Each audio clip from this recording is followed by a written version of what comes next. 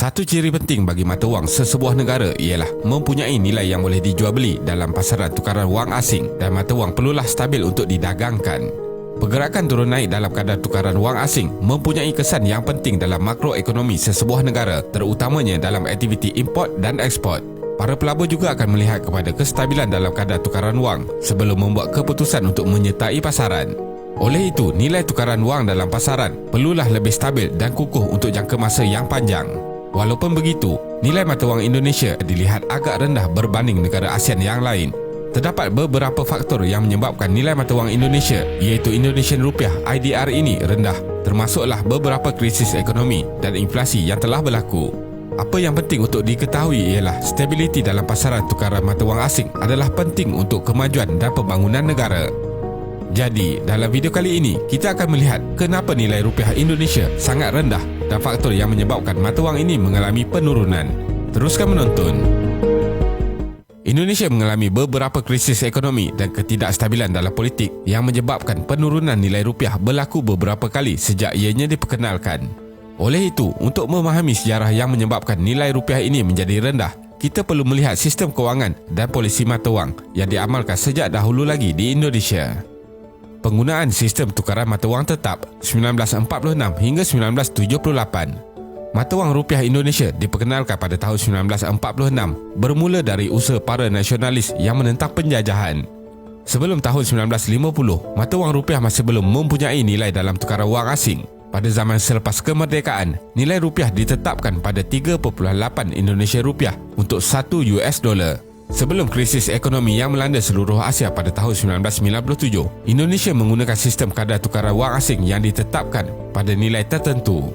Bank Indonesia (BI) mempunyai kuasa untuk mengawal semua urusan berkaitan kebenaran wang dalam dan luar negara.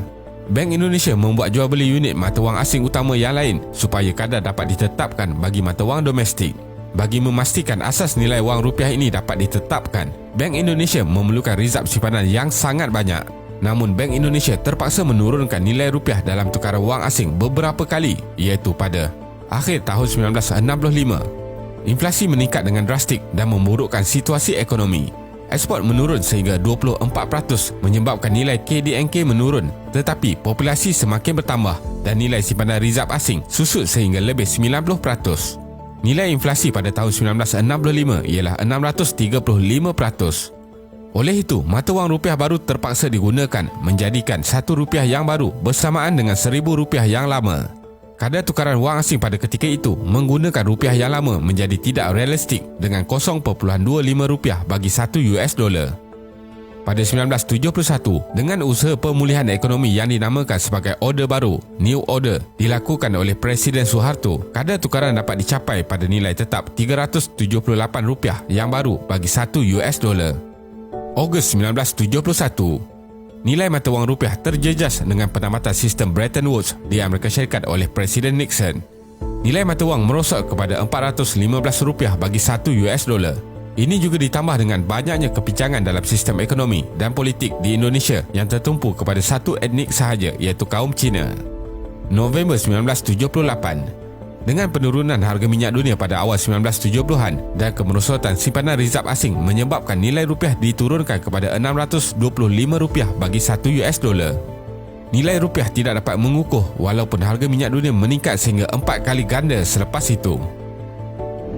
Kerajaan terpaksa menukar sistem tukaran wang asing dari tetap kepada sistem apungan yang dipantau, managed float, selepas tahun 1978. Nilai tukaran mata wang asing boleh berubah pada setiap hari.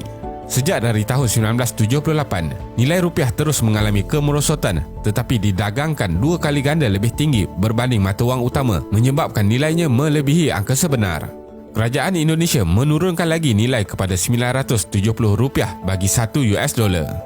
September 1986, nilai mata wang rupiah semakin jatuh sehingga mencapai Rp1,664 bagi 1 US dolar. Namun ianya diharap akan memulihkan aktiviti perdagangan, terutamanya ekspor minyak yang mengalami kejatuhan harga dari tahun 1980-an. Sistem tukaran asing apungan. Selepas Ogos 1997, sistem tukaran mata wang asing secara apungan sepenuhnya digunakan. Ini bermaksud Bank Indonesia tidak lagi mempunyai kuasa dalam komponen mata wang asing. Ini bertujuan untuk memulihkan inflasi yang terjejas teruk. Keadaan makroekonomi Indonesia dilihat semakin pulih dengan menjadi negara paling pesat berkembang di Asia Tenggara, penurunan nilai inflasi dan pertambahan dalam aktiviti ekspor. Krisis Kewangan Asia 1997. Krisis yang bermula dengan negara Thailand terpaksa mengabaikan nilai tukaran mata wang negara tersebut sepenuhnya pada 2 Julai 1997 setelah diserang pelabur mata wang asing. Nilai mata wang baht jatuh diikuti negara serantau, termasuklah Indonesia, Malaysia, Singapura, Korea Selatan dan Jepun. Di Indonesia, pelabur asing mula meninggalkan negara dan mata wang rupiah dijual untuk membeli US dollar. Pada 15 Ogos 1997, mata wang turun kepada RM2,955 bagi 1 US dollar. Kerajaan Indonesia terpaksa mengambil bantuan dari Dana Wang Antarabangsa International Monetary Fund (IMF). Pinjaman diberi bernilai 43 bilion US dollar. Kemudian nilai rupiah berada di antara paras 3,300 hingga 3,650 bagi 1 US dollar. Pada 23 Januari 1998, nilai rupiah turun mendadak sehingga 14,800 bagi 1 US dollar. Kerajaan Indonesia mengumumkan pakej bantuan pada 26 Januari 1998 dan memberi jaminan akan simpanan di dalam bank adalah selamat. Bank-bank di struktur semula dan diletakkan di bawah pemantauan, seterusnya membolehkan pengukuhan kembali rupiah kepada 7,400 bagi 1 US dollar. Namun ketidakstabilan dalam politik membuatkan rupiah turun sekitar paras 10,000 bagi 1 US dollar. Pemerintahan ala tentera rejim Suharto yang memerintah selama 30 tahun berakhir pada 21 Mei 1998 setelah krisis ekonomi dan politik yang memuncak dan digantikan oleh Presiden Habibie. Selepas krisis kewangan tahun 1997, aktiviti dagangan di pasaran saham Jakarta mula dilihat meningkat naik. Ekspor selain minyak juga mula pulih.